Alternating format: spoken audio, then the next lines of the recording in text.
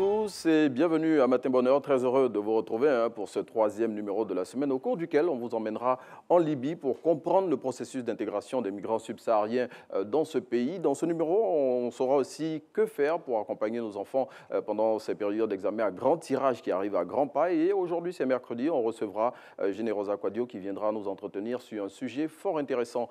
Avant de dérouler ce programme assez alléchant, on passe par le flash et la météo. Par la météo et le flash de Régis Kofi. On se retrouve à tout à l'heure.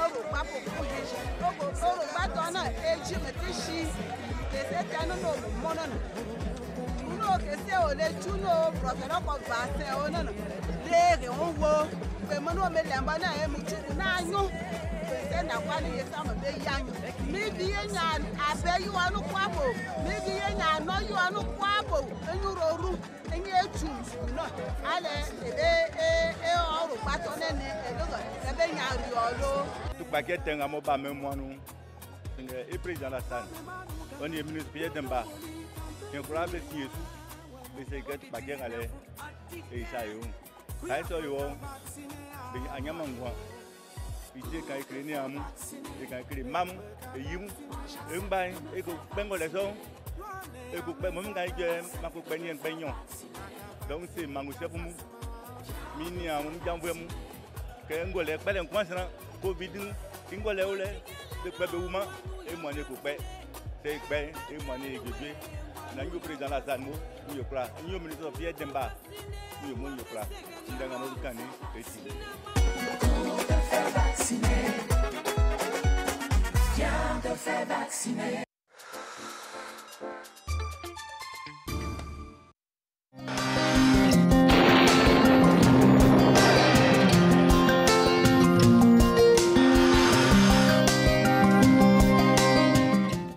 Bonjour mesdames et messieurs, le temps prévu pour cette matinée, les pluies observées au cours de la nuit sur le littoral et dans le sud forestier se transformeront en des pluies intermittentes durant la matinée et par la suite faire place à un temps simplement nuageux. Les régions du nord-est, de l'ouest et du centre observeront des passages nuageux accompagnés de pluies localisées. Les températures prévues pour cette matinée, 23 degrés à Abengourou, 25 degrés à Abidjan, 24 degrés à Adiaké, 23 degrés dans les villes de Bondoukou et Boaké, 24 degrés à Bouna et Boundiali, 23 degrés à Daloa, Dimbokro, Gagnoa et Giglo, 25 degrés à Kong et Korogo, 23 degrés à Man, 24 degrés dans les villes de Odiéné, San Pedro et Sassandra, 23 degrés à Séguéla, Soubré, Tabou et Tiasalé, 22 degrés à Touba et enfin 23 degrés à Yamoussoukro. Pour cet après-midi, les pluies persisteront sur les régions du nord, de l'ouest et du centre et en cours de période feront place à un simplement nuageux. L'effet de la brise de mer favorisera le développement des cellules nuageuses accompagnées de pluie sur les régions du sud forestier et du littoral. Nous aurons comme température 32 degrés à Abengourou, 31 degrés à Abidjan et Adiaké, 33 degrés à Bondoukou et Bouaké, 34 degrés à Bouna, 33 degrés à Boundiali, 34 degrés à Daloa, 33 degrés dans les villes de Dimbokro, Gagnoa, Guiglo et Kang, 34 degrés à Korogo, 33 degrés à Man et Odiéné, 30 degrés à San Pedro et Sassandra, 34 degrés à Séguéla, 32 degrés à Soubré, 30 degrés à Tabou, 32 degrés à Tiasalé, 34 degrés à Touba et Yamoussoukro. Merci à vous de nous avoir suivis et n'oubliez pas d'être très vigilants face à ces pluies qui seront observées sur le territoire. Très belle journée sur la RTI.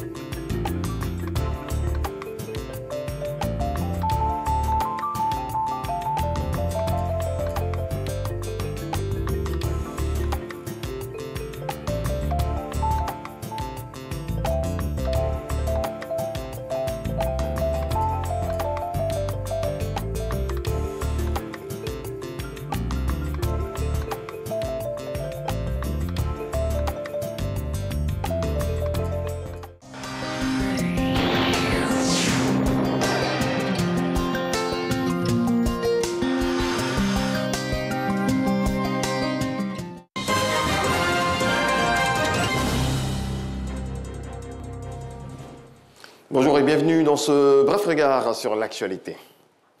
Le vice-président de la République, Tiemoko Melie Kone, représentant le chef de l'État ivoirien Alassane Ouattara, a pris part ce mardi à Accra au Ghana à la cérémonie d'ouverture des assemblées annuelles du groupe de la Banque africaine de développement BAD.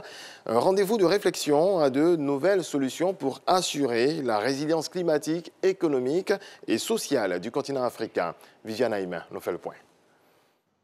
Parti ce mardi matin d'Abidjan pour Accra au Ghana, le vice-président de la République, Kone Tiemoko Melie, a pris part aux assises des assemblées annuelles du groupe de la Banque africaine de développement qui, cette année, du fait de la baisse de la pandémie de la Covid-19, reprend à nouveau ses sessions en présentiel. Le vice-président de la République, Kone Tiemoko Melie, représentait le président de la République Alassane Ouattara à la cérémonie d'ouverture des assemblées annuelles de la BAD ce mardi matin dans la capitale ghanéenne. Il était accompagné de la ministre du Plan et du Développement, par ailleurs gouverneur de la Côte d'Ivoire auprès de la Banque africaine de développement, Niale Kaba. La cérémonie d'ouverture était présidée par le président du Ghana, Nana Akufo-Addo. Thème de ces assemblées annuelles 2022, parvenir à la résilience climatique et promouvoir la transition énergétique en Afrique. Ces assemblées annuelles sont couplées avec la célébration du 50e anniversaire du FAD, le Fonds africain de développement, qui est une institution de la BAD. La cérémonie d'ouverture a été suivie d'un panel qui a réuni les chefs d'État et de gouvernement présents et au cours duquel le vice-président Kone Tiemoko Melie est intervenu au nom du président de la République, Alassane Ouattara.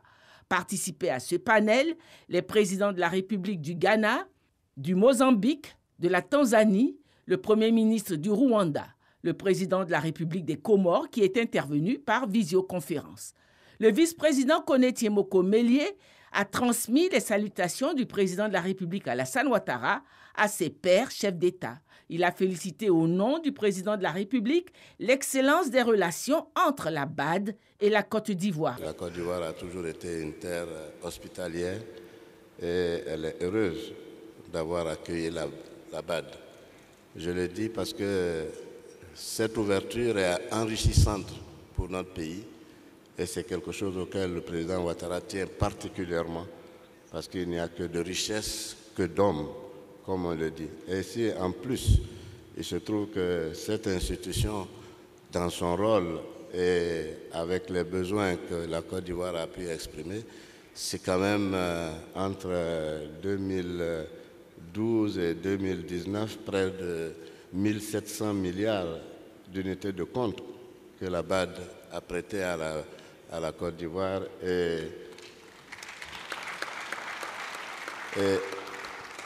cela a permis de renforcer de façon importante l'infrastructure dans ce pays. Je ne donnerai pas de chiffres, mais seulement des images. Si vous passez aujourd'hui en Côte d'Ivoire et que vous circulez la nuit, vous verrez que pratiquement tous les villages et tous les hameaux sont éclairés. Même parfois quand il n'y a pas un monde extraordinaire. Et ça, c'est important. Si vous passez et que vous voyez le système d'adduction d'eau, l'eau courante coule un peu partout. Je crois que c'est des investissements sociaux très importants que le pays a pu faire avec l'aide de la BAD. Je terminerai par le programme social du président qu'il a soutenu et qui aujourd'hui fait la fierté de beaucoup d'Ivoiriens. Après avoir pris part à l'ouverture de ces assemblées annuelles, le vice-président de la République a regagné Abidjan en fin d'après-midi. Rendons-nous à présent à plus de 4000 km du Ghana, en Suisse, à l'ouverture officielle de la 51e réunion annuelle du Forum économique mondial de Davos, où il a pris part, où il représentait également le président de la République. Le Premier ministre, Patrick Achi, a annoncé faire la promotion des succès de la Côte d'Ivoire et des Ivoiriens à ce rendez-vous économique de haut niveau. Alexis Ouedraogo. Pour cette deuxième journée du Forum économique mondial de Davos, le chef du gouvernement multiplie contacts et échanges, comme ici avec Christine Lagarde, présidente de la Banque centrale d'Europe, ou encore là avec les présidents de la CAF et de la FIFA. 7h30, Patrick Achi est l'invité du Forum des amis de la zone de libre-échange continentale. La plateforme veut explorer le partenariat public-privé susceptible de soutenir l'interconnexion inter-États de cette zone, qui reste à ce jour la plus grande de libre-échange dans le monde. Il faut donc vraiment maintenant concrétiser cet accord. Il reste des choses à faire, en particulier sur les barrières douanières ou tarifaires. On pourrait avancer plus vite. Je crois que c'est vraiment cela l'essentiel. Une vision qui épouse les États-Unis d'Amérique, résolus désormais à investir beaucoup plus sur le continent. Je peux vous le dire, désormais, nous portons nos regards sur l'Afrique. Nous vous accordons toute notre attention et nous sommes bien conscients qu'il nous faut porter davantage l'attention sur l'Afrique. C'est la seule façon d'avancer dans le cadre de la ZLECAf. Et ça fait des États-Unis un moteur de cette croissance. Pour Patrick Achi, la zone de libre-échange continentale africaine représente une opportunité majeure pour les pays de stimuler la croissance, mais surtout de créer plus d'emplois pour la jeunesse. On est face à de grands défis qu'il va falloir relever, notamment la création de l'emploi. Si on ne crée pas d'emploi pour tous ces jeunes qui vont débarquer sur le marché du travail ces prochaines décennies, cet actif, ce gisement de croissance que représente la jeunesse se transformera en véritable menace. Car tout commence avec les jeunes. Des jeunes qui sont désespérés car ils n'ont pas d'avenir. Donc soit ils tombent dans le giron du terrorisme, ou alors ils se jettent dans l'océan pour essayer de trouver une réalisation à leurs rêves en Europe, quelque part en Europe. Et donc, ce gisement que représente la jeunesse, c'est notre principal atout. Mais pour cela, il faut transformer l'infrastructure. Merci de votre écoute. Au sortir de ce petit déjeuner, des audiences et un panel portant sur le rôle mondial croissant de l'Afrique qui se veut aujourd'hui territoire de tous les possibles. L'actualité internationale et cette nouvelle horrible qui nous provient des États-Unis. 21 personnes ont été tuées, 2 adultes et 19 enfants dans la fusillade qui a endeuillé ce mardi une école primaire au Texas. Plus d'une douzaine d'élèves sont encore hospitalisés. Le tireur présumé, identifié comme Salvatore Ramos, un jeune homme de 18 ans, est lui aussi décédé dans cette tuerie qui a touché la commune une située à environ 130 km à l'ouest de San Antonio. Il aurait d'abord tiré sur sa grand-mère avant de se rendre à l'école. Un drame qui vient remettre au goût du jour le débat sur le contrôle des armes à feu. Et puis on va terminer sur une note plutôt bonne avec ce chiffre qui donne le tournis. 355 milliards de dollars, soit environ 177 500 milliards de francs CFA. C'est ce que va investir Samsung. Le conglomérat sud-coréen espère ainsi mettre l'accent sur sa croissance dans des secteurs stratégiques comme celui des puces électroniques et particulièrement des semi-conducteurs. Très bon début de journée à toutes et à tous. Voilà, très bon début de journée. C'est ce qu'on vous souhaite aussi, Régis Kofi, qui va nous retrouver dans quelques minutes pour le deuxième point de l'information. Merci à tous d'être avec nous. On espère que vous vous êtes réveillés tranquillement. Il pleut sur Abidjan. Prenez les dispositions qu'il faut pour vous rendre dans vos différentes tâches de ce jour. N'oubliez pas de sortir avec un parapluie, sinon vous serez mouillé et mouillé vraiment comme il se doit, parce que nous avons subi les affres de la pluie ce matin. Eh bien, on déroule le programme de cette émission dans le sommaire illustré qu'on vous présente maintenant. Voilà, au cours de ce programme, on démarrera avec les infos jour J qu'on vous donnera tout à l'heure dans le déroulé de ce programme. On s'intéressera aussi à d'autres éléments tels que combien ça coûte, qui vous permet bien évidemment de savoir les prix des denrées de première nécessité sur nos marchés. Après, combien ça coûte, on évoluera pour vous emmener en salle de gym. Même s'il pleut, il faut faire du sport et ce sera le fitness pour vous permettre aujourd'hui de renforcer les muscles avec des exercices qui vous seront proposés. À la suite, on ira dans les kiosques à journaux, plutôt on aura dans le viseur avec Générosa Quadio, l'enquêtrice maison. Juste derrière, on continuera dans le déroulé de notre programme et on vous proposera la revue de presse. Bien évidemment, on vous emmènera dans les kiosques à journaux pour savoir ce que disent les titres de la presse de ce jour. Et juste derrière, on continuera bien évidemment avec l'invité du jour qui viendra nous parler aujourd'hui de comment accompagner nos enfants en ces périodes d'examen à grand tirage qui arrivent et on refermera ce programme avec l'info continue. À présent, on vous présente les infos jour J.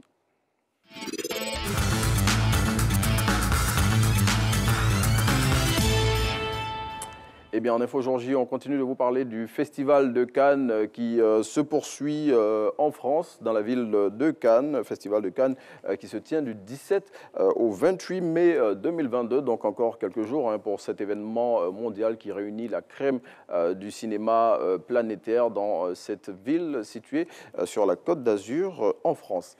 Autre événement dont on continue à vous parler aussi, c'est le Forum économique mondial de Davos, où se trouve le Premier ministre ivoirien Patrick Achi, qui hier a animé un panel sur la zone de libre-échange continentale africaine. Au cours de ce panel, il a présenté plutôt les opportunités qu'offre la ZLECAf pour l'émergence du continent africain. Et puis, on continue de vous parler aussi de la Biennale d'art africain contemporain de Dakar qui se tient du 19 mai au 21 juin, donc plus d'un mois pendant lequel, bien évidemment, tous les grands noms de l'art contemporain africain vont s'exprimer dans la capitale sénégalaise. Et puis les assemblées annuelles de la BAD qui ont démarré depuis le lundi 23 mai 2022, on l'a vu dans le flash de Régis Kofi. Le vice-président Tiemoko Mélié Koulibaly qui s'y trouve et hier il est intervenu au nom du président de la République de Côte d'Ivoire. Merci d'être en notre compagnie. Après les infos jour J, eh bien, on évolue dans notre programme et là on vous envoie sur les marchés pour connaître le coût des denrées que nous vous proposons aujourd'hui.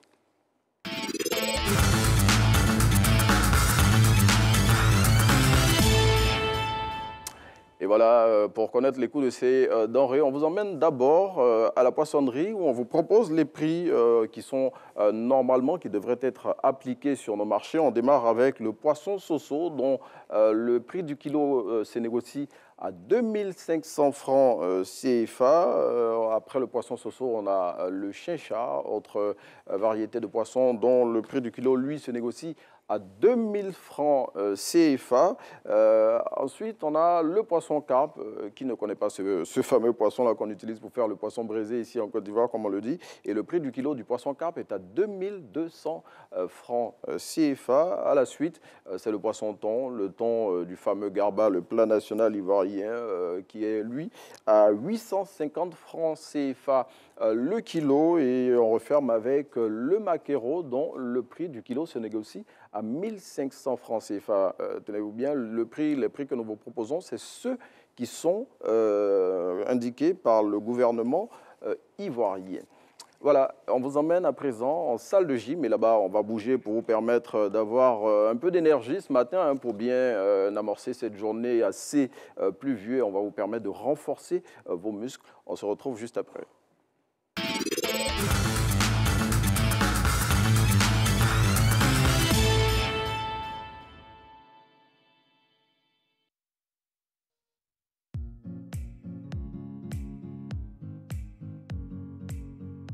Bonjour, bonjour, je vois la maison Côte Diabaté pour vous servir. Aujourd'hui, c'est mercredi. Et qui dit mercredi, parle de fitness, hein? Ok.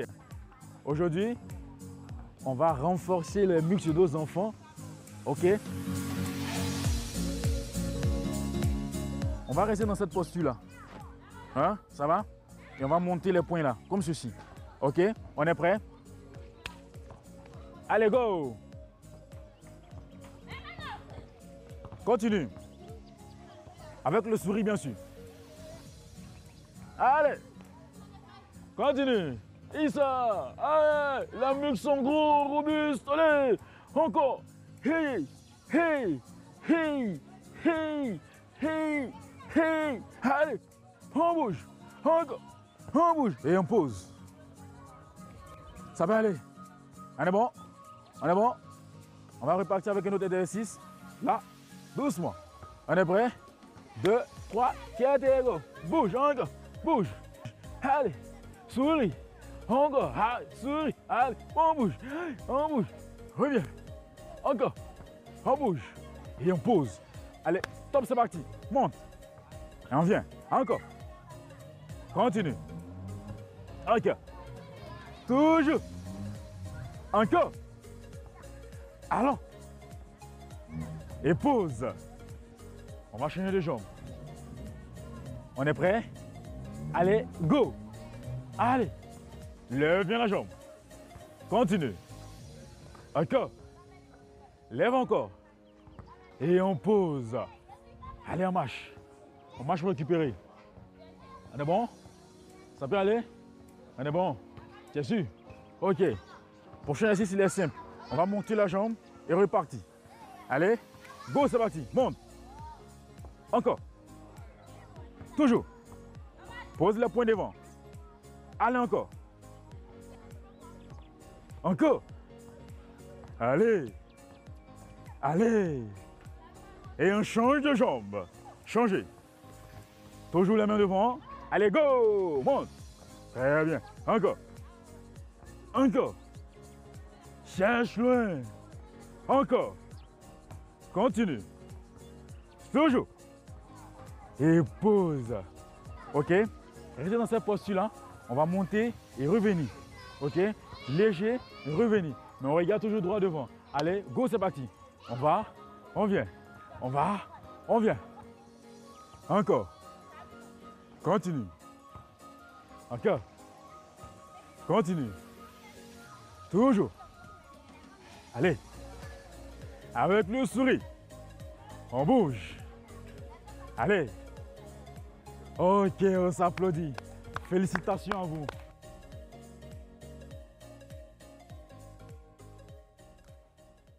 Alors voilà, merci à coach Diabaté avec ses petits camarades avec lesquels on a vu ce matin comment renforcer ses muscles. Exercice, j'imagine, très utile en cette journée pluvieuse où on a les muscles souvent un peu ankylosés. Donc voilà, c'est l'occasion de bouger un tout petit peu si vous n'êtes pas encore sorti de la maison pour transpirer un peu et surtout détendre vos muscles et les renforcer avant d'aller vaquer à vos occupations. J'imagine que c'est ce qui se passe aussi dans toute la Côte d'Ivoire où les habitants, les Ivoiriens et toutes les populations qui nous font l'amitié d'être avec nous sur sur ce territoire formidable font aussi, ces populations-là, elles bougent avant d'aller vaquer à leurs occupations. Et je voudrais particulièrement faire un tour dans le centre-ouest de la Côte d'Ivoire pour faire un clin d'œil aux populations de Yakoli Dabo, belle petite localité qui se situe dans le département de Soubré, une localité, un village qui est devenu pratiquement une ville de par la volonté d'un grand homme à qui on va faire un petit hommage, Marcel Zadikessi, qui est décédé maintenant et qui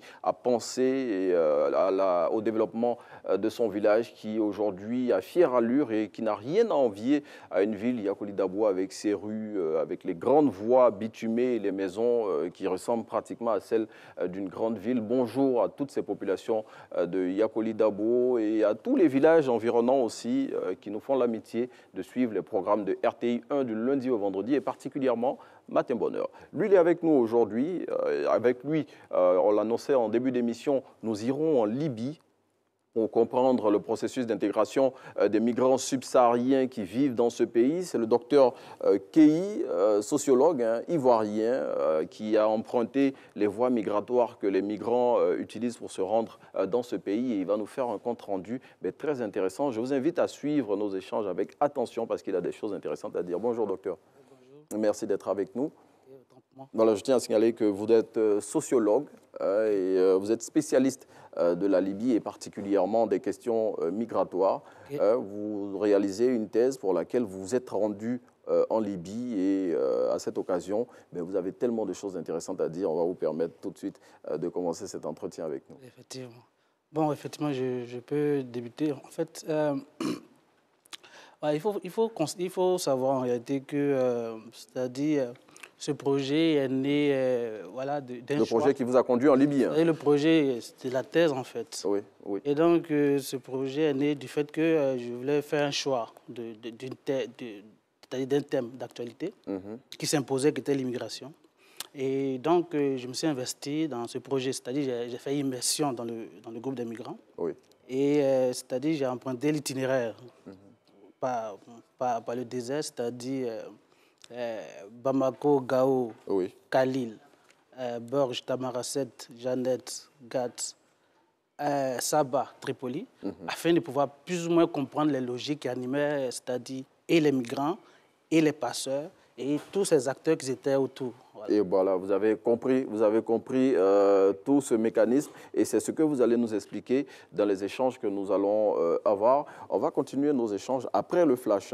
Voilà, là, on aura plus de temps pour permettre à nos téléspectateurs de savoir comment les migrants s'intègrent en Libye. La Libye, on le rappelle, est un pays déchiré par une crise profonde depuis plus de 10 années maintenant. Et on retrouve de nombreux migrants dans ce pays qui viennent de nombreux pays de l'Afrique noire, on le dira ainsi. Et ce n'est pas toujours évident pour ces migrants de s'intégrer dans cette mosaïque libyenne-là qui est devenue compliquée.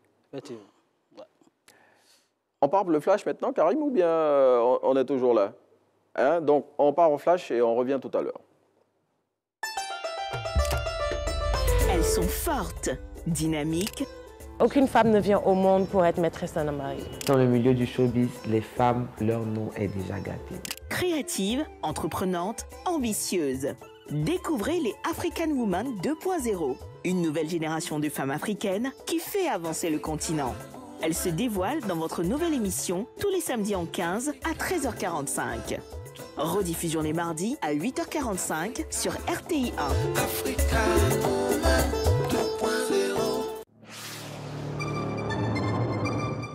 C'est déjà la fête des mères sur les chaînes du groupe RTI.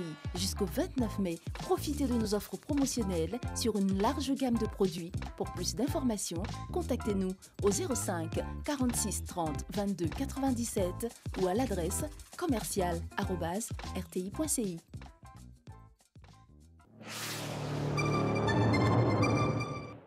Mesdames et messieurs, amis téléspectateurs, bonjour. Entreprenante et dynamique. Votre émission qui met en lumière les femmes entreprenantes en milieu rural et urbain. Je suis un exemple. J'ai commencé avec 50 000 francs. Aujourd'hui, je suis à l'aise, j'ai tout. Moi, j'ai commencé par des galettes. Mais quand tu me vois derrière mes galettes, j'avais envie, j'avais la joie d'entreprendre. entreprenante et dynamique, partir de rien pour devenir quelqu'un. Nous, les femmes, nous ne devons plus nous asseoir pour attendre seulement que les hommes. Nous devons nous battre et c'est pour ça que nous sommes là aujourd'hui. Une femme ne doit pas croiser les bras. Elle doit se battre. Elle doit chercher pour subvenir aux besoins de sa famille. Entreprenante et dynamique, les dimanches sont 15 à partir de 14h20 sur la RTI 1.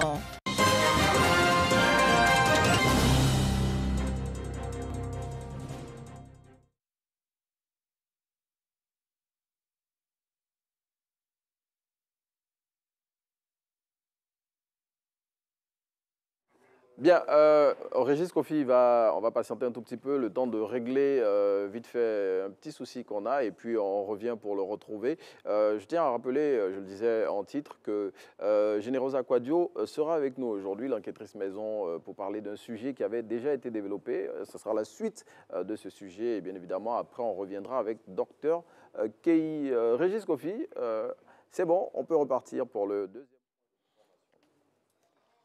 C'est bon, nous excusez pour ce petit désagrément. Je le disais, un nouveau développement de l'actualité. Merci à toutes et à tous de nous rejoindre. La saison des pluies bat son plein, vous le savez, avec son lot de dégâts. À Yopougon, Jesco, un duplex s'est écroulé suite aux intempéries. Aucune perte en vie humaine, mais des dégâts matériels importants. Les équipes de secours étaient sur place. La saison des pluies s'annonce avec ces nombreux dégâts, notamment dans les zones à risque. Les populations sont donc invitées à quitter justement ces zones à risque. Le ministre des Ressources animales et halieutiques lance officiellement la campagne de vaccination de masse contre la peste des petits ruminants à Béomi, région de Bouéké. Une campagne qui s'inscrit dans le cadre du projet mécanisme de relance des populations rurales. On fait le point avec Soro Corona.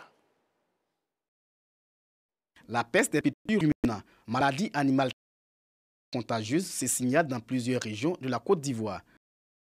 Pour prévenir cette maladie, le ministère des Ressources animales et halieutiques organise des campagnes de vaccination de masse chaque année.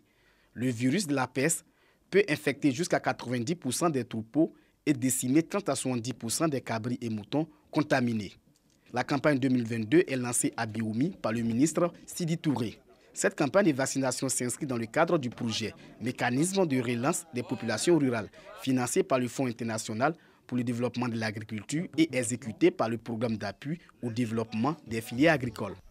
Projet qui aidera à résoudre les contraintes à court terme découlant de la COVID-19 et complétera le programme d'appui au développement des filières agricoles PADFA en cours de mise en œuvre, financé par le FIDA, qui a réaffecté autour de 600 000 $ pour faire face à la crise.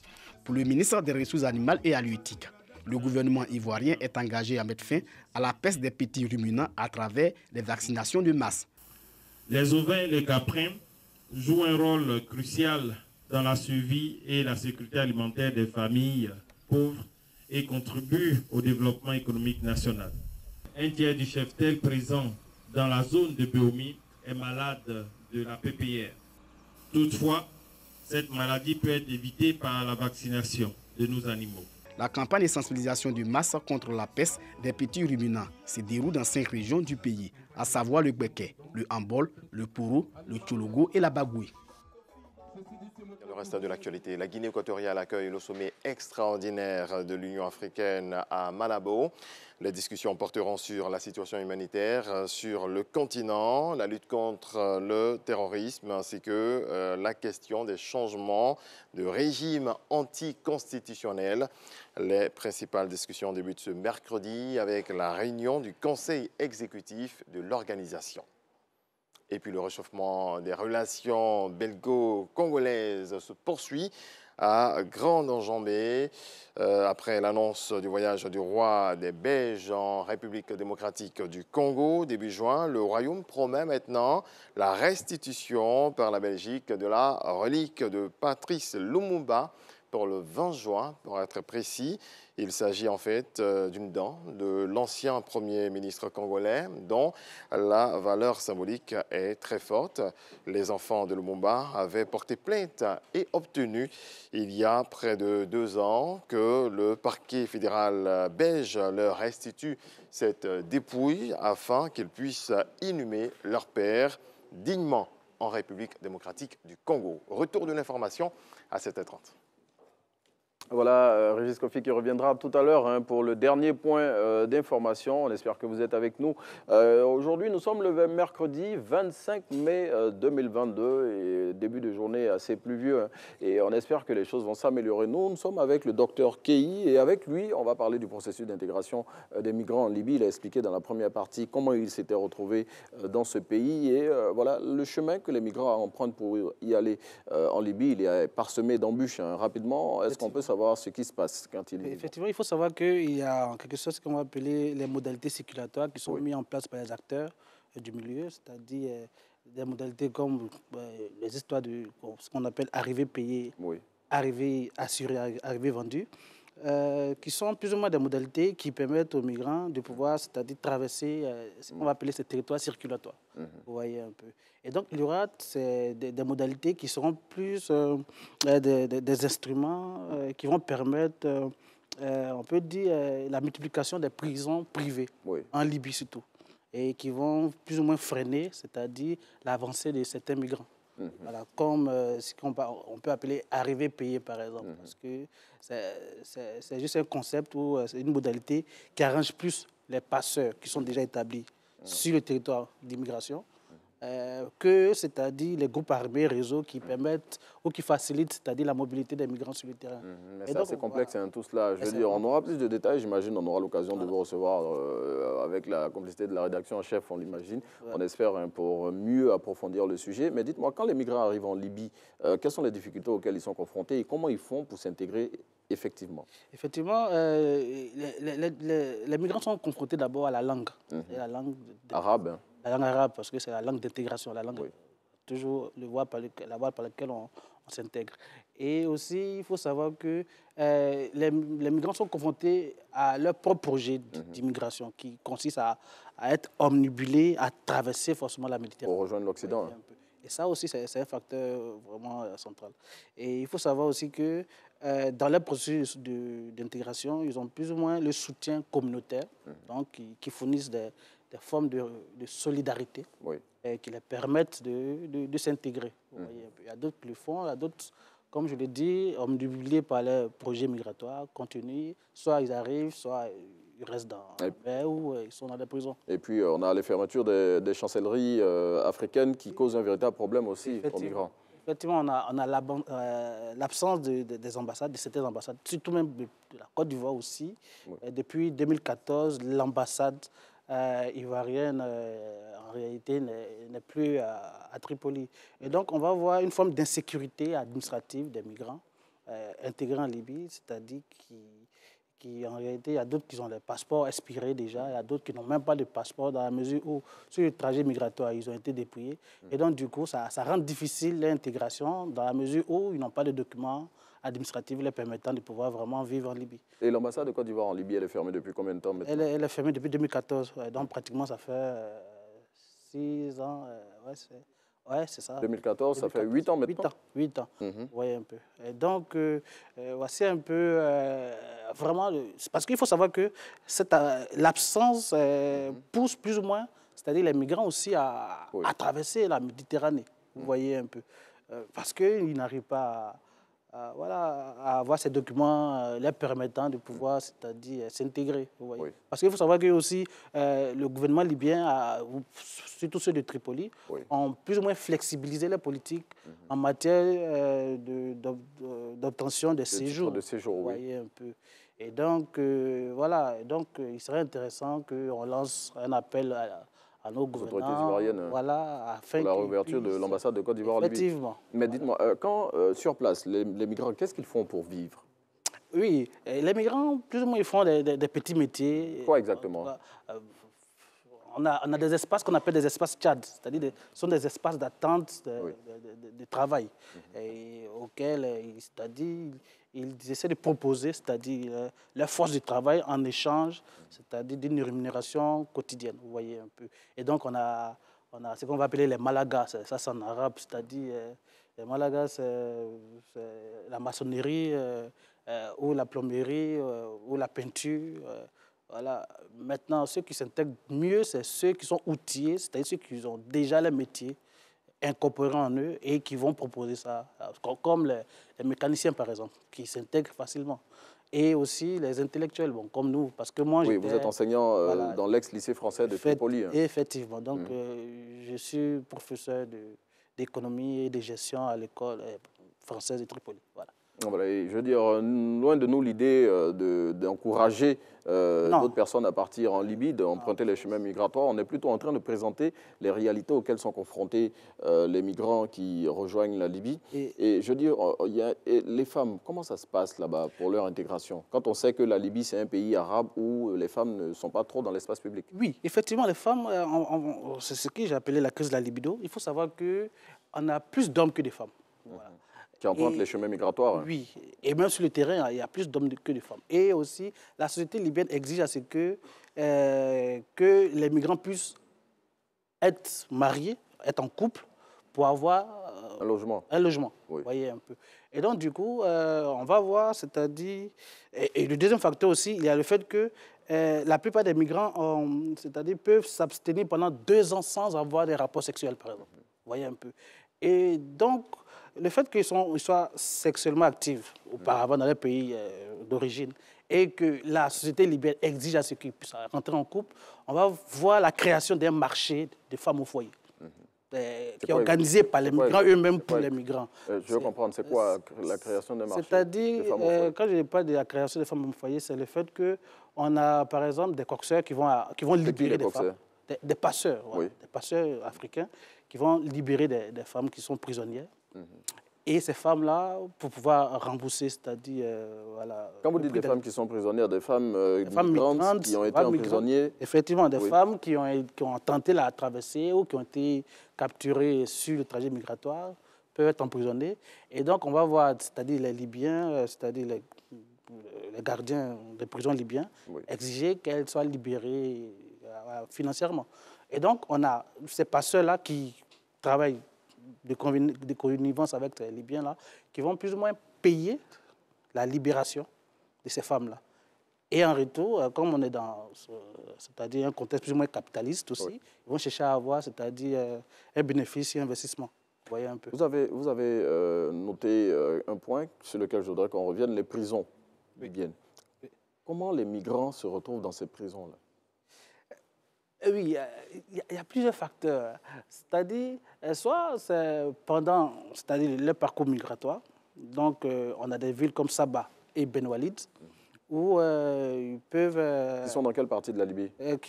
Saba, c'est au sud, et Ben Walid, c'est plus un peu au nord, à 170 km de Tripoli. Vous voyez un peu. Et donc, il faut savoir que ces 2 villes, en réalité, sont des villes qui ont résisté plus ou moins, c'est-à-dire à la Révolution. Voilà. Et donc, voilà, ces villes-là vont plus ou moins être vont mettre en place des antisystèmes contre, c'est-à-dire la politique de Tripoli.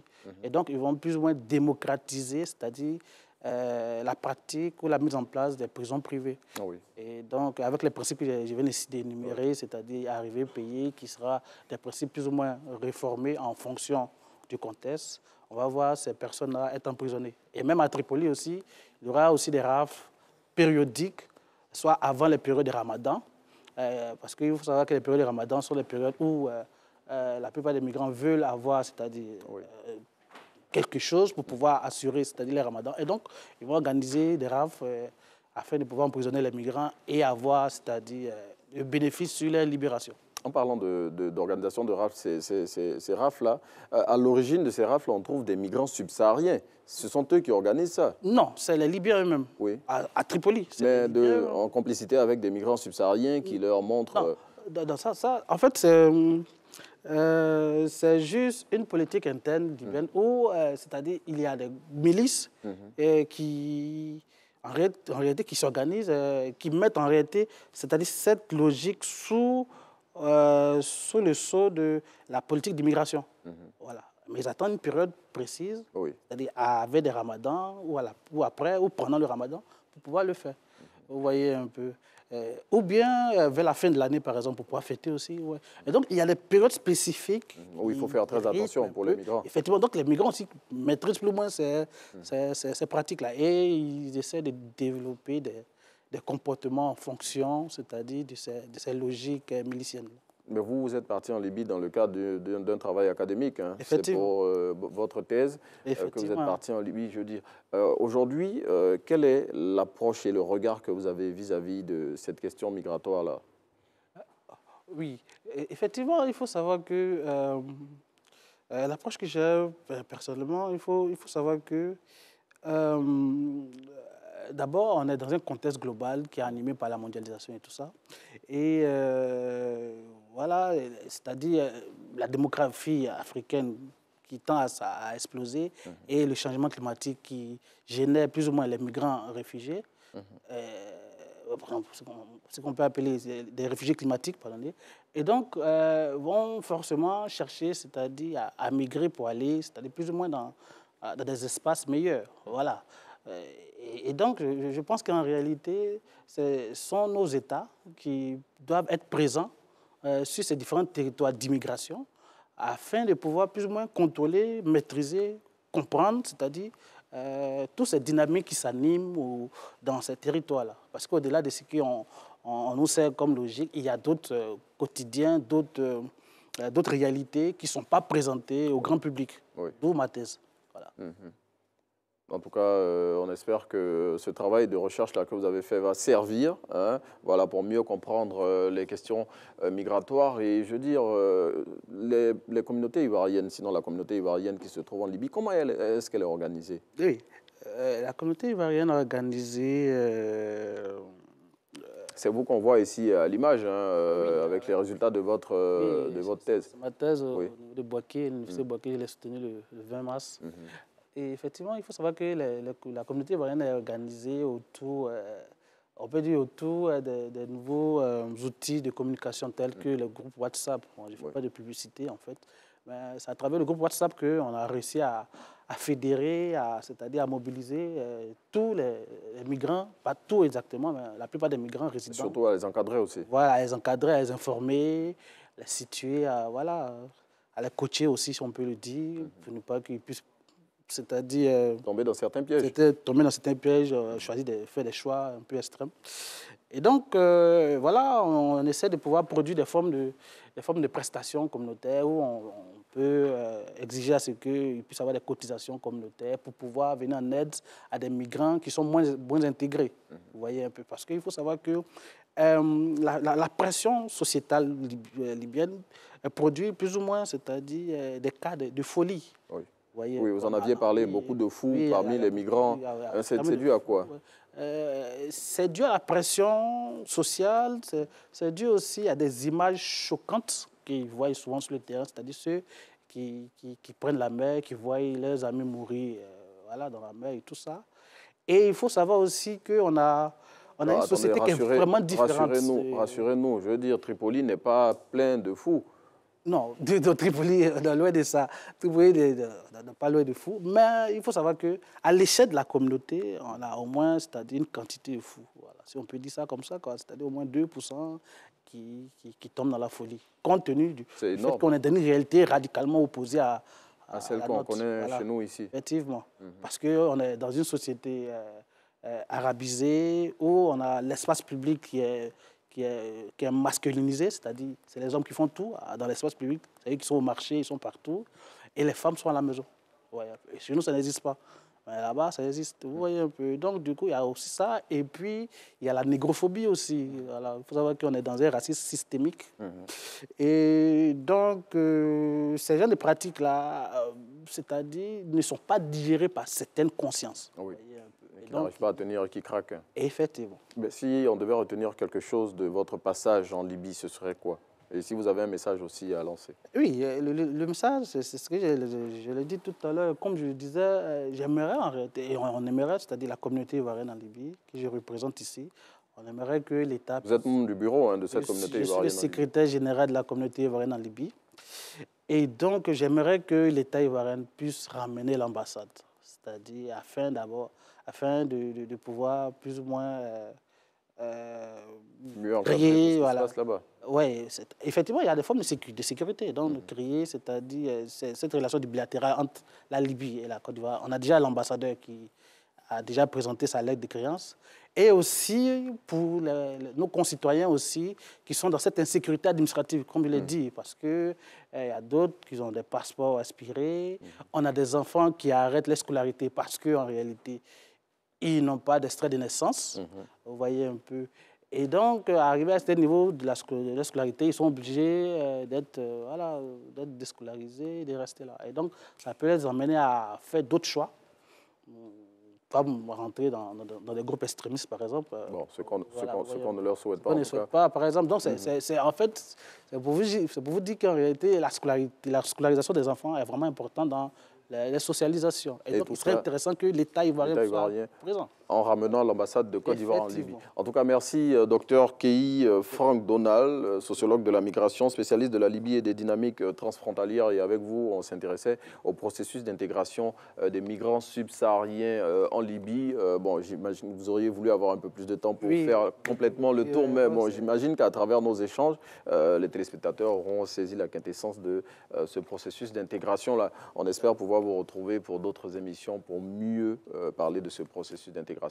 On continue le déroulé de notre programme. Merci d'être en notre compagnie. Tout à l'heure, on aura le coach Fréjus Zamblé avec lequel, bien évidemment, on s'intéressera à la question des examens scolaires et de ce qu'il faut faire pour mieux accompagner nos enfants, nos petits frères et tous ceux qui vont prendre part à ces examens-là. Pour l'heure, on passe par la revue des titres et on continue de dérouler notre programme.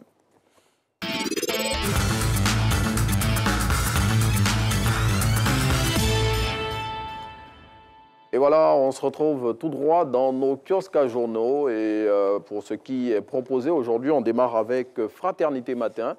Fraternité Matin qui nous parle du passage du vice-président de la République, Tiemoko Mélié Koné, aux assemblées annuelles de la BAD à Accra, où, selon Fraternité Matin, il a vanté la résilience de l'économie ivoirienne, malgré toutes les péripéties par lesquelles le monde est passé récemment, la Covid-19 et toutes les autres crises qui ont secoué le monde. Eh bien, ce reportage et ce compte-rendu du passage du vice-président de la République est à lire de Fraternité Matin de ce jour.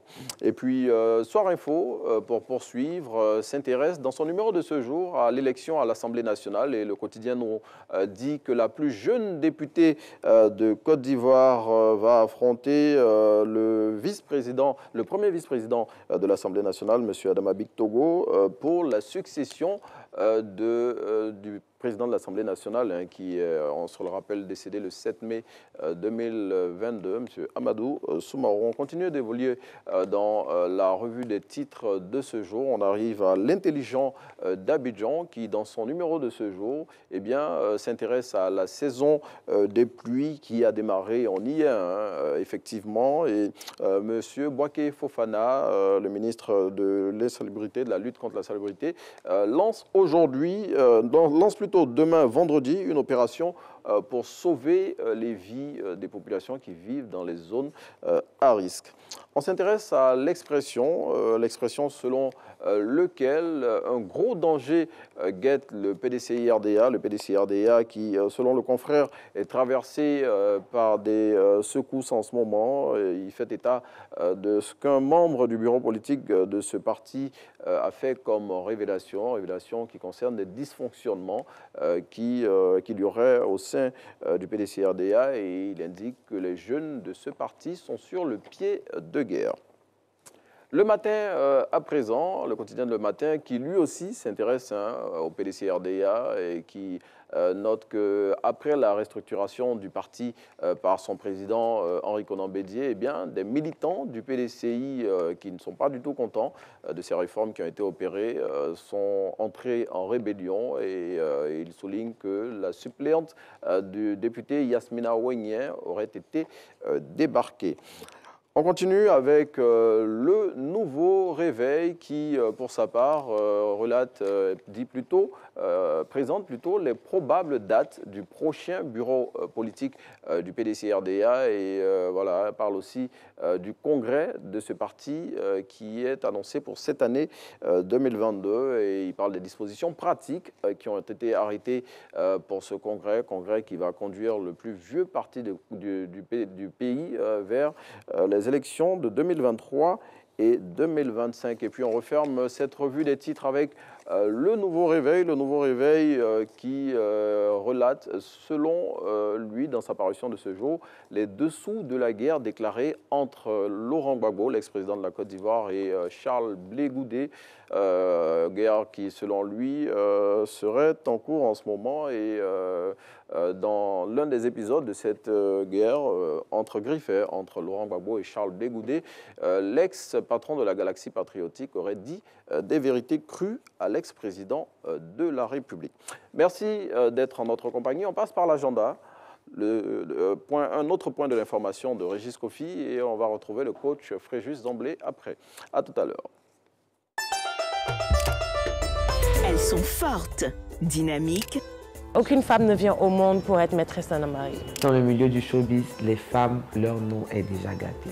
Créatives, entreprenantes, ambitieuses. Découvrez les African Women 2.0, une nouvelle génération de femmes africaines qui fait avancer le continent. Elles se dévoilent dans votre nouvelle émission tous les samedis en 15 à 13h45. Rediffusion les mardis à 8h45 sur RTI 1. African Women 2.0.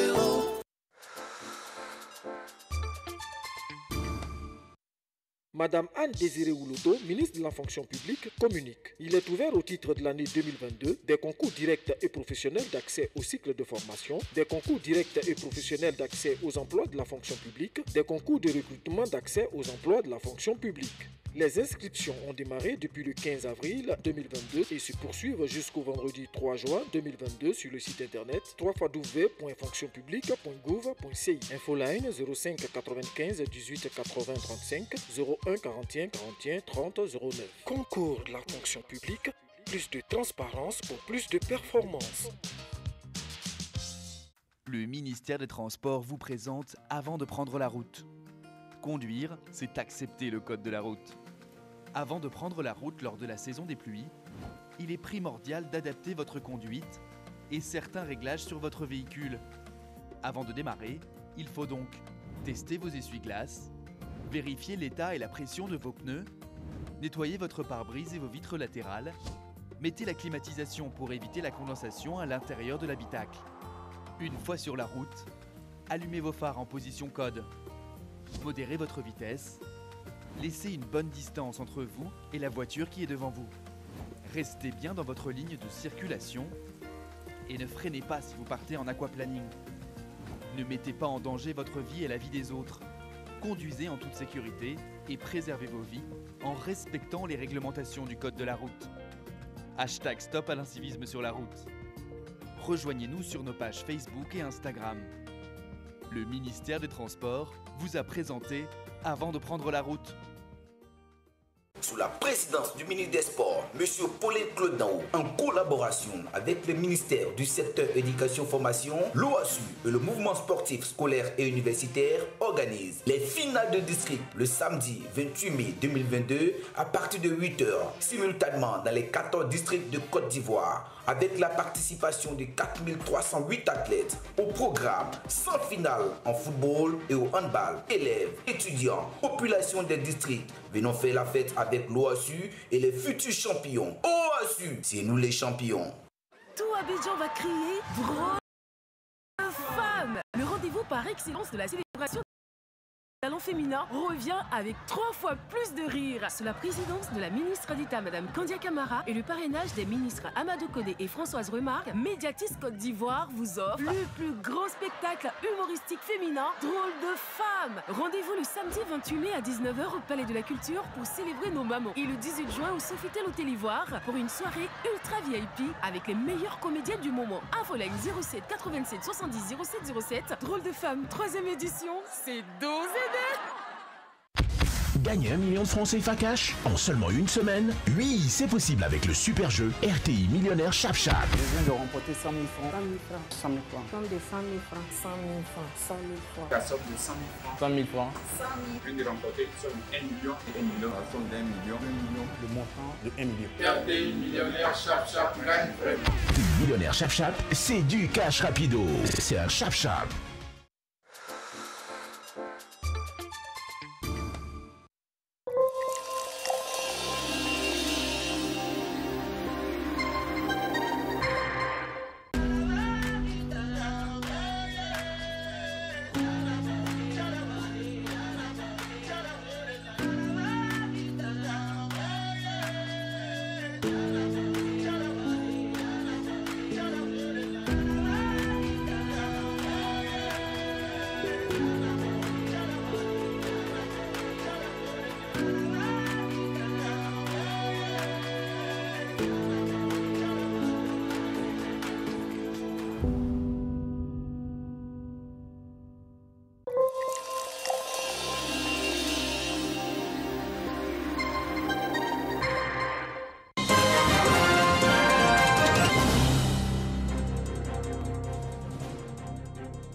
Bienvenue, notre dernier point de l'actualité consacré tout d'abord à l'armée. Le ministre ivoirien de l'Intérieur et de la Sécurité, le général de corps d'armée Vagando Diomandé, a lancé ce lundi la première édition des journées portes ouvertes de la garde républicaine de Côte d'Ivoire. C'était à la caserne de Trècheville, Abidjan Sud. Cette première édition est célébrée sur fond d'hommage aux pionniers et aux anciens de la garde présidentielle. Durant 3 jours, du 23 au 25 mai, les populations pourront visiter les casernes de la garde républicaine d'Abidjan et de Yamoussoukro. Ces instants visent à renforcer les liens entre l'armée et la nation. Autre volet de l'actualité, 80% des ressources en eau de l'Afrique de l'Ouest proviennent de la zone UFM, Union du fleuve Mano, qui regroupe le Libéria, la Guinée, la Sierra Leone et bien sûr la Côte d'Ivoire.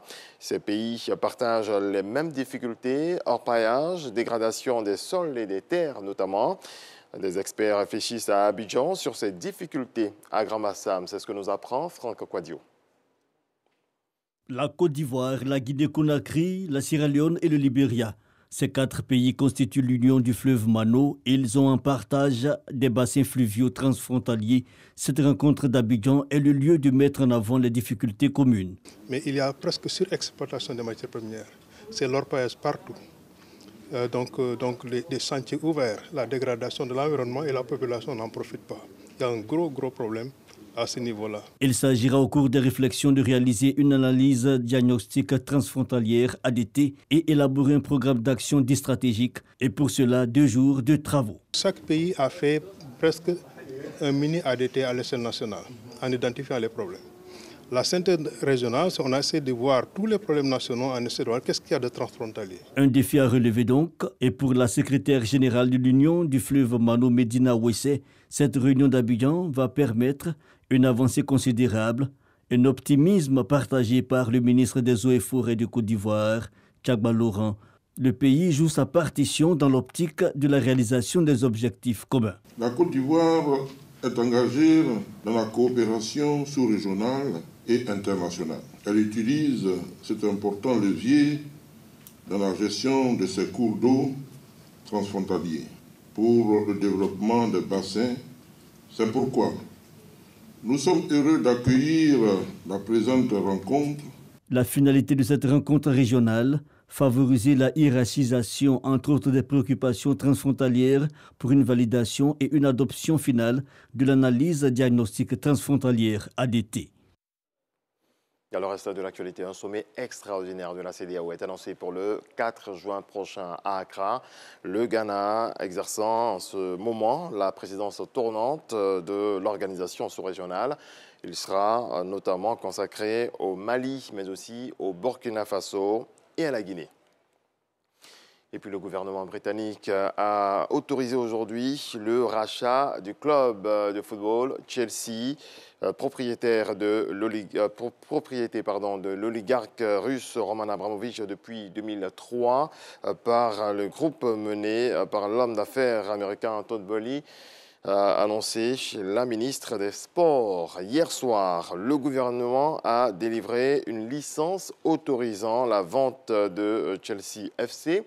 Compte tenu des sanctions que nous avons imposées aux personnes liées à Poutine et à l'invasion sanglante de l'Ukraine, l'avenir à long terme du club ne peut être assuré que par un nouveau propriétaire, a déclaré sur Twitter la ministre britannique de la Culture, des Médias et des Sports. C'est la fin de ce point de l'actualité. Excellente journée à vous. Je vous laisse avec Renaud pour la suite.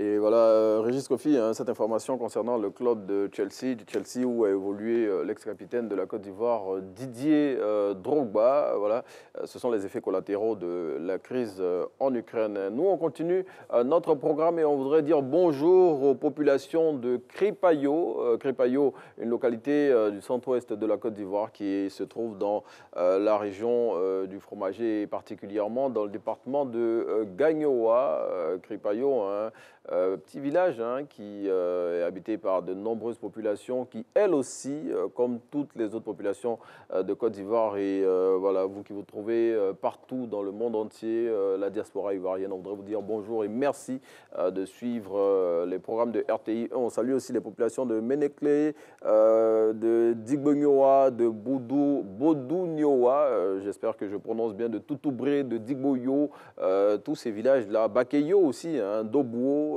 qui se trouve dans cette zone de la Côte d'Ivoire où on trouve le village de Kripayo. Voilà, merci d'être dans notre compagnie. On continue à dérouler notre conducteur et maintenant, nous allons recevoir l'invité du jour.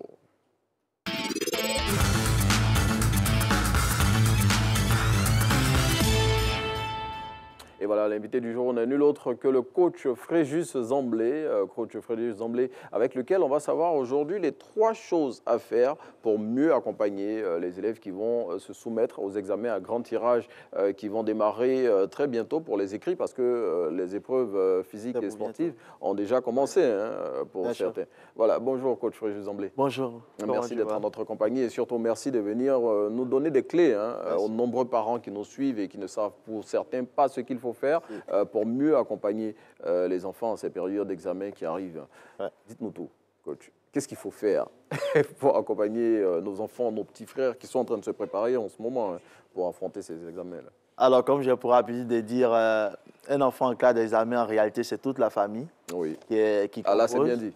Oui, c'est toute la famille. Très bien dit. Du coup, c'est vrai qu'on a indexé directement les parents, mais c'est tout le monde qui doit pouvoir le soutenir. C'est un peu comme quelqu'un part en compétition, on s'imagine sur le terrain, dans les gradins, la famille est là, on l'encourage. En fait, c'est la même chose qu'il faut faire. La première chose à faire, c'est de l'encourager. Alors, comment de façon pratique on peut encourager notre enfant? Déjà, c'est d'éviter de lui mettre de la pression inutile. Alors, on voit des parents qui disent que toi, au lieu d'étudier, tu ne fais rien. Ou bien, toi, c'est dormir seulement qui t'intéresse. Alors, chers parents, vraiment désolé, dans cette période-là, on n'a pas besoin d'injures. On n'a pas besoin de décourager nos enfants. Il y a des enfants, par exemple, qui, le premier trimestre, deuxième trimestre, troisième trimestre, qui n'ont pas eu la moyenne. Mais on en a vu qui ont plein d'élèves qui ont eu les examens. Donc, plutôt que de lui dire, mais toi, qu'est-ce que tu vas aller faire là-bas? On dit, tes amis ont eu 13 de moyenne, toi, tu as eu des moyennes. Qu'est-ce que tu iras faire là-bas? Ça encore, c'est dévalorisant. Il faut dans cette période-là, avoir des paroles encourageantes. Des paroles encourageantes. Appeler l'enfant, parler avec lui. Comment tu te sens? Je sais qu'il y a beaucoup de pression, ça va aller. Est-ce que tu t'en sors déjà dans les matières? Est-ce que tu comprends ce que tu étudies? Pour que, bien entendu, nous, derrière, si l'enfant a des difficultés d'apprentissage, on puisse voir comment on l'aide. Donc, l'idée, c'est encourager, mais encourager, voir comment, qu'est-ce qu'il faut lui apporter pour, bien entendu, lui permettre de pouvoir avoir cette motivation-là, cette motivation de continuer de travailler, même si, au départ, donc le premier trimestre, le deuxième, troisième trimestre, il n'a pas eu la moyenne. Donc, toujours motiver l'enfant et surtout l'encourager. Hein. Bien sûr. Bien évidemment, ça participe de comment le préparer, pour cet examen. Maintenant, dites-moi, vous avez parlé de soutien. Il faut aseptiser son environnement, il faut éviter de l'accabler. Mais comment faire exactement? Je veux dire, ça, c'est pour les parents. Ouais. Mais tout autour, parce qu'il n'y a pas que les parents à la maison, les frères et sœurs, les cousins à la maison, la télévision et tout ça, vous en parliez. Qu'est-ce qu'il faut faire? Il faut établir un code. Bien sûr, il faut établir un code. Je le dis, un enfant qui compose, il a besoin de concentration. Oui. La concentration, par définition, c'est la capacité de fixer son attention sur un objectif ou bien sur un objet sans se laisser distraire. Oui. Alors déjà, l'expression « sans se laisser distraire » veut dire qu'il est possible qu'il soit distrait. Oui. Parce que naturellement, toutes les pulsions ont envie de se réaliser. Raison pour laquelle souvent tu es là, je ne sais pas si c'est déjà arrivé, tu es là, tu as envie de manger, tu as envie de regarder la télévision, tu as envie de te laver, tu as envie de passer un coup de fil. Et puis finalement, tu t'essaies dans la cuisine. Oui. Au lieu de rester là pour manger, tu viens au salon avec, tu allumes la télévision, tu prends une cuillerée, et puis tu prends la télécommande, tu changes la chaîne, tu prends ton téléphone, tu envoies un SMS. Finalement, on est distrait. Finalement. Donc ça, c'est naturel. Oui. Du coup, pour être concentré, il faut un environnement. Alors, aujourd'hui, la technique, c'est que l'enfant doit pouvoir rester dans un environnement sans bruit. Maintenant, vous allez certainement me demander, mais dans des familles nombreuses, donc, ceux qui vivent dans les cours communes et tout cela, comment ils font pour éviter qu'il y ait tout ce bruit dans les influences? Il faut voir la possibilité d'éloigner l'enfant. De l'envoyer dans un cadre. On l'éloigne d'où? De la maison? De la maison, si, bien entendu, on est dans une cour commune, il y a beaucoup de bruit. Aujourd'hui, je pense qu'il y a plein de structures privées. Et il va où? Très bien. Il y a plein de structures privées qui ont trouvé le créneau. C'est qu'ils font des camps de préparation. Des camps de préparation. Donc, quand ça veut dire que l'enfant quitte la maison, il vient dans un endroit qui est sans bruit. Mais coach, je vous entends bien. Vous avez parlé de structures privées. Oui. Donc, il faut payer. Bien sûr. Un enfant qui vit dans une cour commune, bon, on ne va pas dire que c'est parce que ses parents n'ont pas les moyens qu'il faut, mais je veux dire, c'est des familles modestes généralement. Comment ces familles vont faire pour envoyer leurs enfants dans des camps privés pour aller se préparer pour les examens? Oui, on peut aussi voir un parent, qui est dans la ville et qui a un endroit où l'enfant peut étudier. Oui. D'accord. Donc, on peut voir aussi cette option-là. Et je pense qu'à l'approche des examens, la plupart des écoles primaires qui ont déjà fini les programmes mettent à disposition les salles de classe. Les salles de classe. Donc, l'idée pour nous, c'est de voir est-ce que l'enfant peut avoir... plus accessible pour certaines familles. Bien entendu. Est-ce que l'enfant peut avoir un cadre où il peut travailler, où il peut avoir du calme, où il peut se concentrer pour pouvoir apprendre?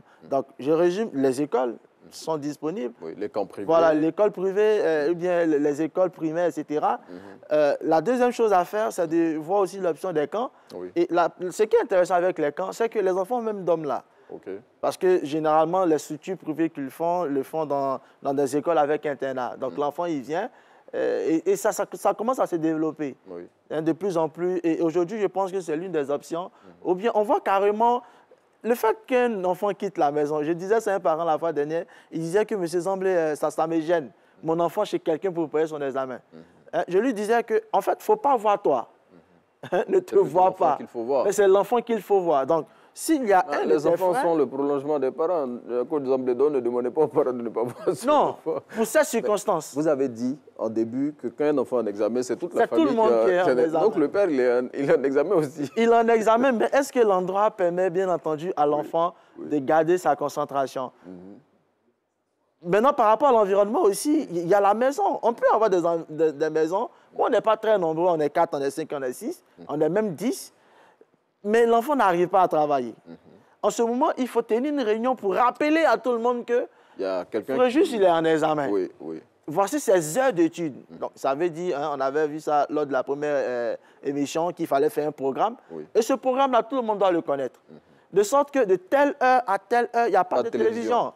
Mais un enfant qui veut étudier et qu'à côté, on regarde la télévision, d'autres sont sur Facebook, en train de regarder des gags. Ou bien d'autres écoutent la musique. D'autres écoutent la musique, ça ne peut pas fonctionner.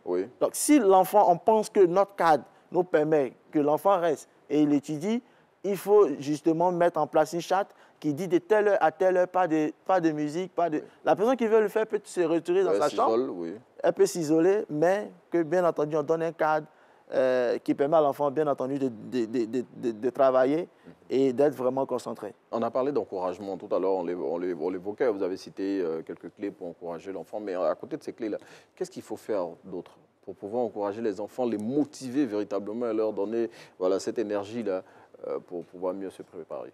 Vous voyez, la confiance en soi naît du fait qu'on n'est pas très sûr de pouvoir atteindre l'objectif, vu ce qu'on a déjà vu dans le passé. Donc, si on a des enfants qui trouvent que les matières sont difficiles, parce que ça, c'est un gros problème. Là, en ce moment, on fait le tour des écoles pour quand même faire des conférences de motivation, etc. Et ce qu'on comprend, c'est que les enfants pensent qu'aujourd'hui, qu'ils sont en retard. Mais bien entendu, le fait d'être en retard... Pourquoi ils le pensent? Parce que, bon, d'abord, le premier trimestre, ils ont oublié. Deuxième trimestre, ils ont oublié. Troisième trimestre, le début est presque oublié. Donc, du coup, ils se demandent, est-ce qu'on pourra rattraper? Vous voyez? Donc, ce n'est pas le moment pour les parents, par exemple, de dire que, écoutez, nous, quand on était à l'école, déjà en mai, on était prêts, on était premier des classes. Généralement, les parents pensent que quand ils les disent, ça encourage les enfants. Mais au contraire, ça les décourage. Parce que l'idée, c'est qu'un enfant qui est en échec scolaire et qui est en train de se battre pour se préparer pour l'examen, il n'a pas besoin de ça. Si moi j'étais premier... les parents s'y prennent mal alors? Si le parent était premier et que lui, par exemple, n'a pas eu la moyenne, donc il va au bac, par exemple, pour avoir ses 200 points de lui-même, mais quand il calcule le niveau qu'il doit atteindre pour avoir ses 200 points, et toi tu étais le premier, il y a un écart. Alors la conséquence directe de ça, c'est que l'enfant il va s'asseoir, il va se dire c'est impossible. Donc l'idée aujourd'hui pour les parents, et ça je vais répéter ça, pour ne pas que l'enfant se dise que c'est impossible ou que je vais échouer, donnons-lui toutes les chances. Tu vas y arriver, il faut que tu continues d'étudier, ce n'est pas facile, c'est fatigant, ça va aller. Qu'est-ce que tu penses que nous on peut faire pour t'aider? Bon, là directement je m'adresse à tous les parents qui étaient premiers des classes et qui le disent à chaque fois à leurs enfants, c'est le moment. Est-ce que ce n'est pas une forme de motivation aussi de dire à l'enfant, mais moi à ton âge là, quand j'étais en terminale, voilà le niveau que j'avais, je dis, est-ce que ce n'est pas ce qu'il faut faire? Il faut le dire dans un autre contexte. Il faut le dire dans un autre contexte. Un enfant a fait un travail, c'est bon, on dit, ah, ça c'est magnifique. Hein, et tu peux faire mieux. Hein. Moi, je me rappelle que j'étais ceci, j'étais cela. Hein. Je sais que tu peux arriver, tu es mon fils, tu peux arriver à ce niveau-là. Mais un enfant qui a 2, ou bien qui n'a pas eu la moyenne, et c'est maintenant que nous, on va venir dire que... tu vois, ça te fait rire. Donc, il y a un décalage de circonstances, en fait.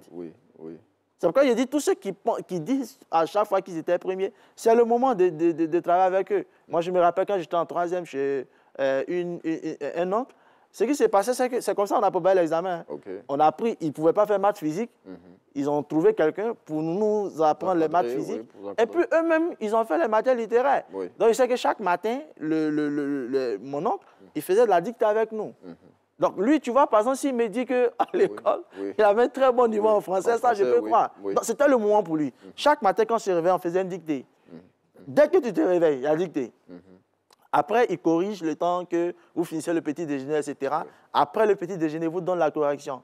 Sa femme, elle venait faire les exercices. Les matières corriger. Elle faisait quoi? Les matières elle faisait les matières scientifiques. Mais là, il fallait avoir un certain rythme, elle ne maîtrisait pas. Donc, elle a fait appel à un spécialiste. Mais pour corriger l'exercice, elle était capable de le faire. Donc, ça aussi, on peut le faire avec nos enfants. Si on estime qu'on a des compétences, on peut faire anglais, on peut faire français avec eux, on peut faire... Mais l'idée, c'est comment est-ce qu'on t'aide véritablement? Qu'est-ce que moi, je peux faire? Et qu'est-ce que nous, on ne peut pas faire pour que, bien entendu, rapidement, on puisse appeler un spécialiste pour vraiment t'aider. Ça, c'est encourager de façon concrète. Et puis là, maintenant, on va parler de la configuration de l'environnement, l'environnement familial dans cette période-là. Qu'est-ce qu'il faut faire et qu'est-ce qu'il ne faut pas faire aussi, surtout? Je souris parce qu'on commet pas mal d'erreurs. La plupart des parents, ils viennent du boulot et puis ils voient l'enfant en train d'étudier et puis on allume la télévision. Et puis on lui dit, toi, il ne faut pas étudier. Hein. Moi, j'ai fini. Hein. Toi, tu as examen et puis tu regardes la télévision. Alors, lorsqu'un parent me dit ça au téléphone, il m'appelle, me dit, monsieur Zamble, mon enfant là, il n'aime pas étudier. Il a examen, mais il est toujours devant la télévision. Première question que je lui pose, qui a allumé la télévision? Bon, si la télévision est là, on regarde ça. Et la fois dernière, je ne sais pas si j'ai expliqué, regarder la télévision et puis étudier, c'est deux activités mentales très différentes. Oui. Lorsqu'on étudie, le cerveau fait 3 gestes mentaux. Le premier geste mental, c'est je lis, donc je déchiffre d'abord. Deuxième geste mental, le cerveau va chercher à comprendre. Oui. Et le troisième geste, c'est mettre en image ce que je suis en train d'apprendre. Oui. Mais la télévision, c'est un seul geste. On regarde. On regarde, la télévision nous donne et le son, et l'image, et l'interprétation. Donc, on boit. C'est pourquoi, si vous voyez un enfant en train de regarder la télévision et que vous l'appelez, vous allez voir qu'il y a un décalage de 5 secondes, 5 à 10 secondes, avant qu'il réponde. Il est fixé sur la télé. Là, il est figé. Vous l'appelez, il faut que ta voix d'abord arrive, il déchiffre l'information et qu'il se rende compte que c'est papa qui m'appelle et voici ce qu'il me demande de faire. Donc, regardez la télévision, là, c'est plaisant. Ça, disons-nous la vérité, c'est plaisant. Donc, du coup, si on veut assainir l'environnement de l'enfant pendant l'examen, on va se priver nous-mêmes de télévision un peu quand même. Oui, oui. Je le dis, c'est un peu strict, mais je dis, si la télévision peut disparaître pour une serait-ce 1 mois, 2 mois, ça va disparaître. Et beaucoup de parents vont me dire peut-être que, ah, mais et les autres là? Mais les autres, là, ils peuvent lire aussi. Ils peuvent lire. Il y a les livres qui sont là. C'est des activités intellectuelles. Ils peuvent lire, ils peuvent encourager leurs frères. Ah, grand frère, ça va aller, hein, on te soutient. Et le fait même... C'est vraiment toute la maison qui doit être... Toute la maison étudie. Le fait de voir le parent, il n'est pas en train de forcément étudier, mais il est en train de lire quelque chose, montre à l'enfant que c'est important. Surtout pour ceux qui ont des enfants au CM2. Oui. Au CM2, là, aujourd'hui, on accélère le rythme. Ils sont petits, ils sont fatigués, mais voir papa en train de lire, ah, je vais faire comme papa. Tout ça encourage bien entendu l'enfant. Et vous avez évoqué le cas du CM2, hein, le CM2 où les épreuves écrites sont prévues le 7 juin 2022. On y est déjà. Hein. Aujourd'hui, on est le 25, c'est dans pratiquement 2 semaines. Hein. Vraiment, on souhaite bonne chance à tous nos enfants, nos petits frères et tout ça qui vont affronter ces examens-là. Écoute, dites-nous, comment veiller sur la santé physique et mentale, voilà, de nos enfants, nos petits frères et tout cela qui vont aller pour ces épreuves écrites-là? Il faut veiller à ce que l'enfant dorme. Il faut veiller à ce que l'enfant dorme. C'est très important pour lui-même parce que ça permet de lui donner de l'énergie qu'il faut, etc. Beaucoup d'enfants, lorsqu'ils sont en période d'examen, ils ne dorment plus. Oui. C'est quoi? C'est lié au stress? Oui, c'est lié au stress, mais en même temps, on est pressé, on a accusé du retard, on veut aller vite. Mais pour dire vrai, qui veut aller vite? C'est au niveau du programme scolaire ou l'enfant? Non, l'enfant. Oui. L'enfant, il a du retard, donc il veut étudier toute l'année. Oui, vous l'avez dit tout à l'heure, ils ont oublié tout ce qu'ils ont fait. Ils ont oublié. Oui. Alors, le truc, c'est qu'il faut veiller à ce que son enfant dorme. Oui. Pourquoi c'est important? Vous savez, à partir de 23h, 23h30, le cerveau fait un autre travail. Il fait le travail de fixation d'informations. Oui. Donc là, toute la journée, tout ce que nous sommes en train d'apprendre, à partir de 23h, 23h30, je donne cet écart-là, parce que ça dépend des types de personnalités. Le cerveau va enregistrer les informations qu'on a toute la journée dans la mémoire à long terme. Oui. Pour un enfant qui étudie toute la nuit, le truc, c'est qu'on demande au cerveau d'arrêter cette activité, de graver l'information sur le disque à long terme. Oui. Donc, ce qui va se passer, c'est que le matin, on va avoir l'impression qu'on a encore le contenu. Mais dès qu'on va commencer, on va se mettre à apprendre de nouvelles choses, les informations qu'on a apprises au début de la journée d'hier vont commencer à s'effacer. Oui. C'est pourquoi l'expression décapi qu'on faisait dans les écoles, c'est dangereux parce que quelqu'un qui fait un décapi, tous ceux qui ont essayé, ils savent. Oui. Vers 14h, 13h, parce qu'on a fait décapi, maintenant on est allé à l'école, on a fait des cours. Lorsqu'on fait les cours, généralement vers 13h, 14h, on commence à oublier. Oui, on oublie parce que c'est dû à quoi? C'est dû au fait que le cerveau n'a pas vidé la mémoire à court terme, parce que la mémoire à court terme, elle sature. Elle sature au bout de 24 heures. Donc l'idée, c'est que si les informations sont gravées, une fois que les informations sont gravées sur la mémoire à long terme, le cerveau, un peu comme dans un garage, va nettoyer le disque à court terme, va le nettoyer, va le mettre en forme. Des pertes totales, des absences même carrément au niveau de la mémoire. Voilà, de sorte que le matin, quand tu te réveilles à 4h30, tu es frais. Tu peux travailler. Oui. Donc, si les enfants veulent se réveiller tôt pour travailler, c'est idéal que de veiller toute la nuit et se lever matin et rester jusqu'au matin, pardon. et dire qu'ils sont en train d'apprendre. Ils vont se rendre compte qu'à chaque fois qu'ils avancent, ils seront en train d'oublier des choses parce que, bien entendu, les informations n'ont pas été fixées. Donc, première chose à faire, santé mentale, veiller à ce que les enfants dorment. Deuxième chose, veiller à ce que l'enfant boive beaucoup d'eau. OK. Se réhydrater. Aujourd'hui, les programmes scolaires dans certaines écoles sont de 50 minutes. Okay. Ce n'est pas pour rien. C'est parce que le niveau de concentration, il est tout au plus de 30 minutes. Okay. Et pour donner la force au cerveau, il faut boire un peu d'eau. Pourquoi? Parce que la formule brute de l'eau, chimie de l'eau, pardon, c'est H2O. Oui. H2O, il y a oxygène dedans. Alors, l'oxygène, lorsqu'il est dans le sang, qu'est-ce qu'il fait? Il va diluer le sang. Et lorsqu'il arrive à diluer le sang donc va monter plus facilement dans le cerveau pour refroidir le cerveau. C'est un peu comme l'ordinateur. Oui. Quand tu allumes l'ordinateur, que tu mets les oreilles juste à côté, tu entends un petit bruit, un peu comme un ventilateur. Oui. Alors, le ventilateur de notre cerveau, c'est le sang. Oui. Donc, plus le sang il monte, il va noyer le cerveau et il va permettre au cerveau de mieux fonctionner. Mais si le sang est lourd, bien entendu, ça commence à chauffer, etc. L'eau permet de mieux drainer. Donc, c'est pourquoi quand vous avez mal à la tête, c'est le premier signe que le cerveau commence à chauffer. Et si vous rentrez dans une très bonne pharmacie, le pharmacien va vous dire d'abord, sortez acheter un bidon d'eau minérale, buvez. Si ça continue, c'est que c'est une maladie. Donc, on va encourager nos enfants à étudier avec un bidon d'eau juste à côté pour régulièrement... C'est une vraie astuce. Hein? Oui, et ça fonctionne d'ailleurs. Permettre à nos enfants de boire régulièrement de l'eau, ça aussi, ça va les aider. Et puis manger sainement. Oui. D'accord? On ne va pas manger tout ce qui est huileux. On sait que quand on finit de manger un bon GABA, les yeux commencent à... Oui, ça c'est clair. Voilà, l'enfant doit étudier, on va manger moins huileux. Voilà, donc tout ça, ça permet aux parents, bien entendu, de veiller à la santé physique de son enfant et mentale. Et puis sans oublier aussi le sport. Le sport, OK. Et le sport, à quelle dose, je veux dire, dans cette période d'examen? Oui, il faut se défouler aussi.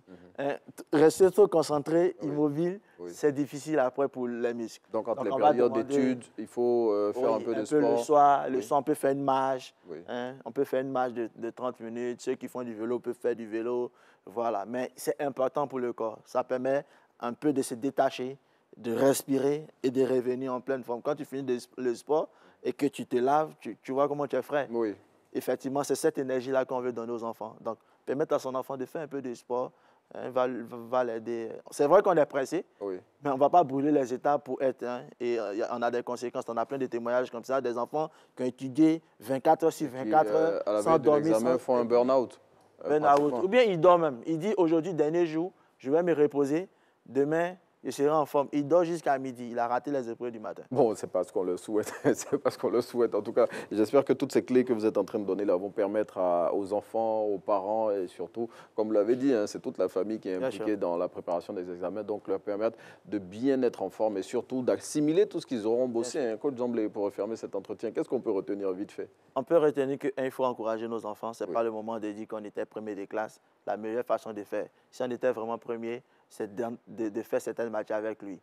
Demander ses besoins. Si on peut appeler des personnes pour le soutenir, on va le faire. Deuxième chose, entretenir sa santé mentale. On a vu qu'il faut veiller à ce que les enfants dorment. Du coup, il faut leur arracher le téléphone. Pour ne pas de téléphone du tout dans cette période. Avant d'aller dormir, il faut qu'on se rassure qu'ils ne dorment pas avec le téléphone. Donc, ils ont le téléphone, mais avant d'aller dormir... Ils peuvent avoir le téléphone pour faire parce qu'on sait tous, après le téléphone, quand c'est dans la chambre, on ne dort pas. On ne dort pas. Donc, il faut veiller à ce qu'ils dorment. Troisième chose, on a dit qu'il fallait qu'ils fassent du sport. Le parent devait veiller à ce qu'il puisse bien s'alimenter. Et tout ça, on pense bien entendu que ça va pouvoir aider nos enfants à être prêts pour les épreuves. Et c'est ceux qui vont avoir les examens. Et vous l'avez dit la dernière fois aussi, il faut faire une reconnaissance de l'endroit où l'enfant va composer pour éviter le lendemain d'être en train de chercher. Bien sûr, il faut partir avec l'enfant, bien donner le transport à l'enfant pour qu'il s'y rende. Ça lui permet bien entendu d'intégrer l'image du centre. Faire du repérage. Un repérage. De sorte que même le jour J, beaucoup d'enfants arrivent stressés parce qu'ils sont en retard. Parce qu'on ne savait pas où on partait exactement. Oui, en tout cas, voilà, c'est la saison des pluies aussi. Il faut prévoir un parapluie. Voilà, il faut prévoir un parapluie pour ces épreuves. Je tiens à signaler que pour le BEPC, les épreuves écrites se dérouleront du lundi 13 au vendredi 17 juin 2022. Et pour le baccalauréat, les épreuves écrites sont prévues du 4 au 8 juillet 2022. En tout cas, on souhaite bonne chance à tous les enfants de Côte d'Ivoire et partant à tous ceux du monde entier qui vont passer par ces examens à grand tirage et on leur souhaite de les réussir. Coach Fréjus, j'imagine que c'est cela. Toutes ces clés, c'est pour permettre à toutes ces personnes-là de pouvoir réussir leurs examens. On sera très content de les applaudir. Et surtout, vous avez parlé des centres privés où ils peuvent se préparer, l'environnement familial qu'il faut assainir et surtout, il faut que toute la famille, en tout cas les familles dans lesquelles se trouvent ces enfants-là, sachent qu'elles comprennent, qu'elles sont toutes en examen. Voilà, donc tous les conseils que vous avez donnés s'appliquent à ces familles-là. Merci de nous avoir suivis. Avant de vous quitter, on va vous rappeler qu'en Info Jour J, eh bien, les assemblées annuelles de la BAD sont ouvertes depuis ce lundi 23 mai à Accra, la capitale ghanéenne, et le vice-président Temoko Meliette-Kone y était au nom de la Côte d'Ivoire hier. Et puis hier aussi, en Suisse, au Forum économique mondial, le Premier ministre Patrick Hachi a présenté les opportunités qu'offre la zone de libre-échange continentale africaine pour l'émergence des pays du continent africain, également le Festival de Cannes qui se poursuit, et puis aussi la Biennale des Arts Contemporains de Dakar qui poursuit sa marche. Merci d'avoir été en notre compagnie en ce mercredi 25 mai 2022. Merci de nous avoir suivis. Merci à coach Fréjus Zamblé. Merci au docteur Kei qui était avec nous au cours de cette émission. On va se retrouver demain, jeudi, Dieu voulant, pour un autre numéro de Matin Bonheur. Bonne journée.